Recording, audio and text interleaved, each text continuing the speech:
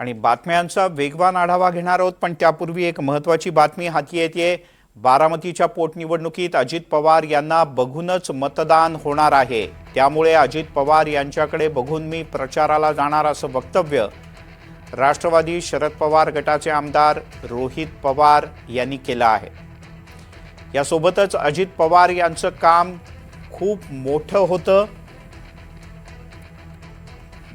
केवळ काका म्हणूनच नाही तर एक व्यक्ती म्हणून सुद्धा मला त्यांच्याबद्दल प्रचंड आदर होता, असंही रोहित पवार यांनी म्हटलंय। अजितदादांकडे बघून नक्कीच त्या ठिकाणी मी प्रचाराला जाईल। फॉर्म भरायला बोलवलं नसलं, त्याच्याच बरोबर प्रचाराला बोलवलं नसलं, तरी ही निवडणूक आत्ताच्या उमेदवाराकडे बघून होती असं नाही। अजितदादांचं कार्य, अजितदादांची पद्धत, अजितदादांची स्टाईल व त्यांनी केलेलं आजपर्यंतचं कार्य, या सगळ्या गोष्टीकडे बघून ही निवडणूक तिथं होते। त्यामुळे आमच्या सगळ्यांचा प्रयत्न असेल की जी कुठली लीड अजितदादांना मिळायची तिथून तशाच प्रकारची लीड आता सुनेत्रा काकींना त्या ठिकाणी मिळावी। त्यामुळे बोलवलं नाहीतर नाही बोलवलं तरी सुद्धा दादांकडे बघून काही कार्यकर्त्यांच्या इच्छेसाठी व आमची स्वतःची इच्छा असल्यामुळे तिथं जाऊन नक्कीच त्या ठिकाणी आम्ही प्रचार करू।